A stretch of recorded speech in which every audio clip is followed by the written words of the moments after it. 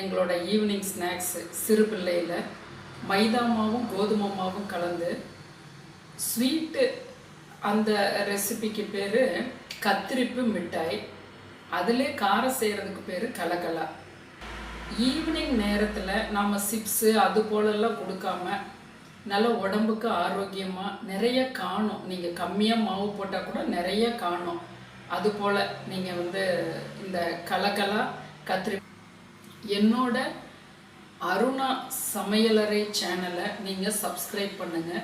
எனக்கு 1000 வியூஸ் வர்றதுக்கு நீங்கள் ஹெல்ப்பாக இருக்கணும்னு நான் கேட்டுக்கிறேன். உங்கள் ஒரு பங்கு மைதா மாவு, ஒரு பங்கு கோதுமை மாவு, இதை நம்ம வீட்டில் இருக்கிற கால்படி உலக்கில் போட்டிருக்கேன்.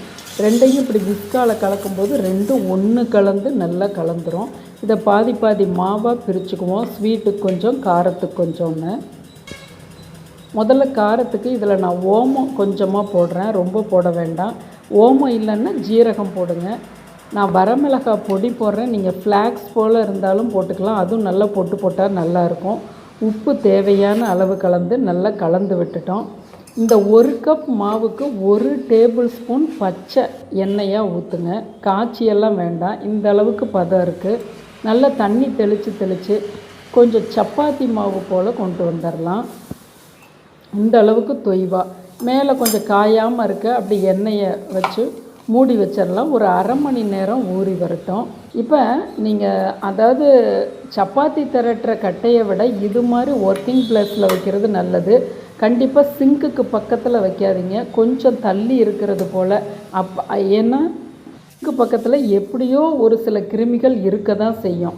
அதனால் இந்த பக்கமாக நீங்கள் நல்ல பிளேஸை தொடச்சிட்டு சுத்தம் பண்ணிவிட்டு மாவு போட்டு தேய்ச்சிக்குங்க. எண்ணெய் போட்டு கூட தேய்க்கலாம், ஆனால் அது கையில் எடுக்கிறதுக்கு வாகா வராது. இந்த திக்னஸில் தேய்ச்சிக்கிறோம். உங்கள்கிட்ட சோமாஸ் கட்டர்னு அந்த காலத்தில் இருக்கும், அது வீட்டுகளில் வச்சுருந்தீங்கன்னா அதுலேயும் கட் பண்ணிக்கலாம். இது பீஸா கட்டர். நம்மளோட வடிவங்கள் தான். நாங்கள்லாம் 70s நானும் என் தம்பியும் போடுறது தான் வடிவம். ஆனால் இதை டைமண்டாக போடணும், அது நம்மளுக்கு எப்படி வேணாலும் இழுத்து விடலாம். சின்ன சின்ன சதுரங்களாக போட்டுக்கோங்க, அப்போ தான் 4 பக்கமும் வெந்து கிறிஸ்பி கிடைக்கும். அது மட்டும் நம்ம கவனத்தில் வைக்கணும். 2 மாவும் கலந்து போடும்போது ருசி அட்டகாசமாக இருக்கும். தனித்தனியாக பரத்தி வைக்கணும்னு இல்லை, கொஞ்சம் ஒன்று மேலே ஒன்றா கூட போட்டுக்குங்க. அந்த சட்டியில் நல்லா எல்லாம் வேகிற அளவுக்கு பிளேஸ் இருக்கணும்.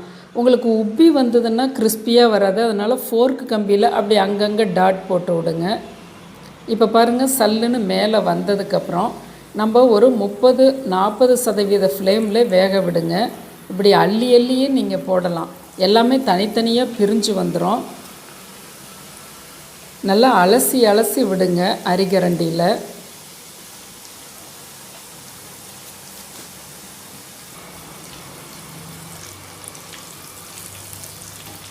ஒரு 3லேருந்து 3.5 நிமிஷத்தில் வெந்து வந்துடும். ஃப்ளேம் கண்டிப்பாக ஒரு 40% ஃப்ளேம் தான் வச்சுருக்கணும்.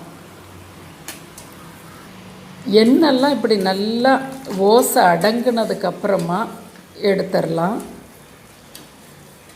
எடுக்கும்போது கொஞ்சம் ஒரு மாதிரி இருக்கும், நல்லா காற்று பட்டு ஆறணுன்னு கிறிஸ்பியாக சவுண்டே கேட்குது பாருங்கள். இதே ஒரு என்னோடய வீட்டுக்கார்கிட்ட கொடுத்து பார்க்குறேன், என்ன சொல்கிறாருன்னு பாருங்க.